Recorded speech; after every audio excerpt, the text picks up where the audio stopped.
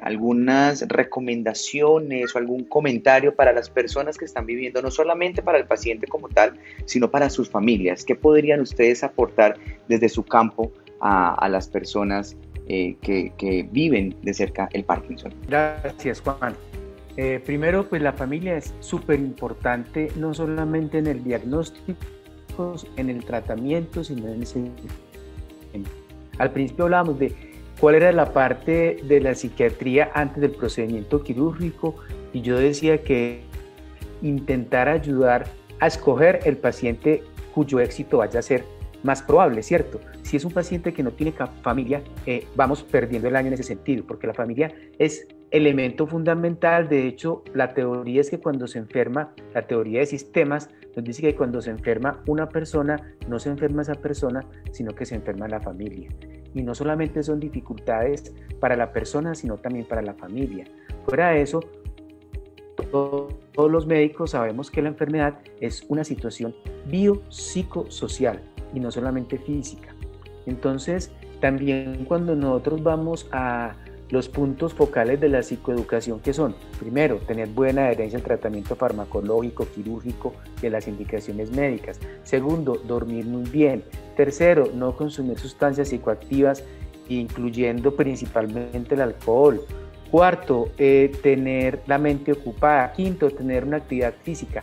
Sexto, tener una actividad espiritual. Y séptimo, es tener muy buenas relaciones con el grupo de personas que lo apoyan, con lo que los médicos llamamos el núcleo familiar primario.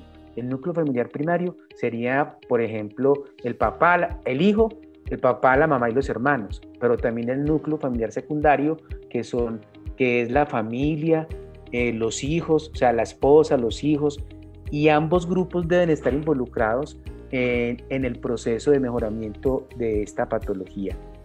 Entonces, la familia, mi querido Juan, cobra vital importancia, no solamente para seleccionar el paciente, sino también para asegurarnos que ese funcionamiento de ese paciente, porque miren ya lo que nos dijo Hans, hay una serie de dispositivos electrónicos dentro de la persona donde se puede interactuar con un computador, pero eso tiene por así decirlo, un cable que queda debajo del pectoral, o sea, queda aquí. Pero si nos va bien, seguimos con la doctora Melissa Ibarra por mucho tiempo, y eso depende mucho de la familia. Entonces, contame esa parte espiritual que me parece que es fundamental, hermano, fundamental.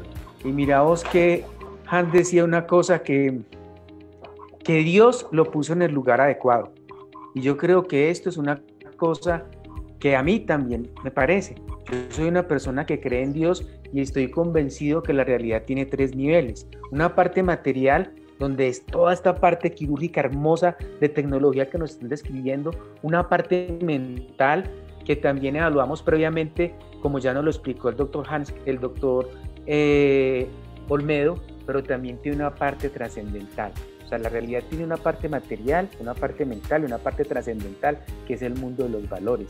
Es independiente de la creencia de Dios, es independiente de la religión que se profese, pero para nosotros es de vital importancia el estar bien en esa parte espiritual, no solamente para el bienestar de la persona, sino para el éxito quirúrgico. Conocemos muchas investigaciones donde el trabajar en esa parte espiritual de la parte similar como se trabaja con la parte médica, vamos a lograr más éxitos en cirugía.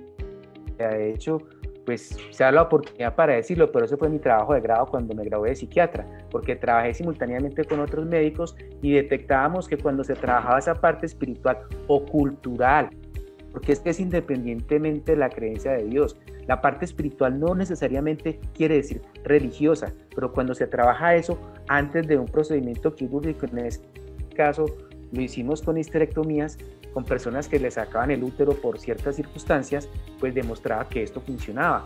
Y es lo que intentamos hacer en Neurocentro, intentamos que la persona esté bien en esa parte mental, bien en esa parte física, pero también bien en esa parte espiritual. Incluso hace pocos días tuve la oportunidad, llegó un paciente que todavía no ha sido operado, el paciente estaba en lo que decimos on, o sea, estaba que no se podía mover a tal punto que me tocó ir a pedir ayuda a Hans y Hans estaba ocupado. Fui donde Melissa y Melissa estaba ocupada. Entonces, lo que nos pusimos a hacer con ese paciente es una técnica que se llama coherencia cardíaca. La coherencia cardíaca es una aproximación entre lo que se llaman los estados de conocimiento, conciencia plena o mindfulness, y es una técnica de biofeedback y la utilizamos y el paciente pudo salir caminando. Eso no quiere decir que ese sea el tratamiento más eficaz, pero lo que sí nos quiere decir es que el estar bien con uno mismo, el estar bien en el aquí y en el ahora. Por eso hablábamos que no solamente la psiquiatría interviene antes, sino que puede intervenir después para lograr que de verdad ese procedimiento se traduzca en calidad de vida, en mejoramiento permanente y en igualdad. Porque miren lo que nos dijo la doctora Melissa, la persona puede tener cisben, estar en el régimen vinculado, en lo que sea. Y si bien al principio hay dificultades para acceder al servicio, después de que se logra, eso hace que cualquier persona tenga la posibilidad de hacerlo. Entonces sí, mi querido Juan, para mí la parte espiritual en el proceso de recuperación es sumamente importante y es algo de lo que yo particularmente, y sé que mis colegas también, intentamos impregnarle a nuestro paciente.